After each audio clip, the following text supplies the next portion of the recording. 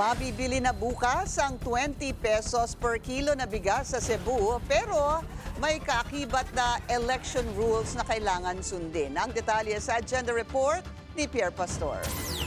Bukas, Labor Day, ilulunsad sa Cebu City ang 20 pesos per kilo na bigas at para sa lahat ito. Hindi lamang po vulnerable sectors ang makikinabang. Sa araw po, bukas po sa bukas. Bukas po lahat ay pwede pong mag-avail sa Kadiwa stores sa Cebu.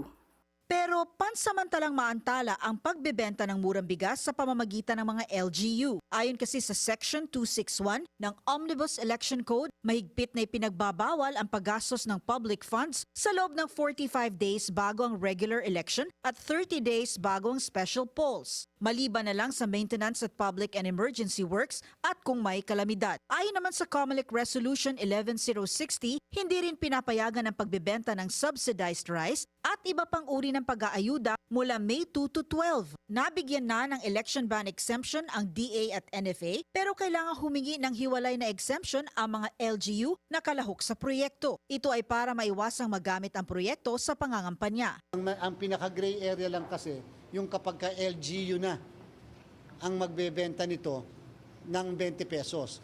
Kasi kukuhanin kasi nga ang presyo ay 33 pesos per kilo.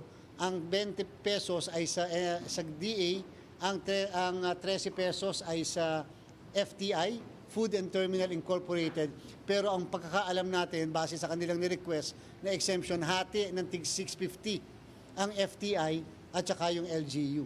So magkakaganon, lalabas kasi yan sa aming panuntunan na yan ay ayuda ng LGU sapagkat tulong yon at subsidized kasi yon. So once na sinubsidize mo na, lumalabas na po na yan ay ayuda. Tugon naman ng palasyo, kailangang sumunod sa alituntunin ng COMELEC. Sinabi rin ni Chairman Garcia na maaari namang ipagpatuloy ang pagbibenta ng murang bigas pagkatapos ng eleksyon. Para sa agenda, Pierre Pastor, Billionaire News Channel.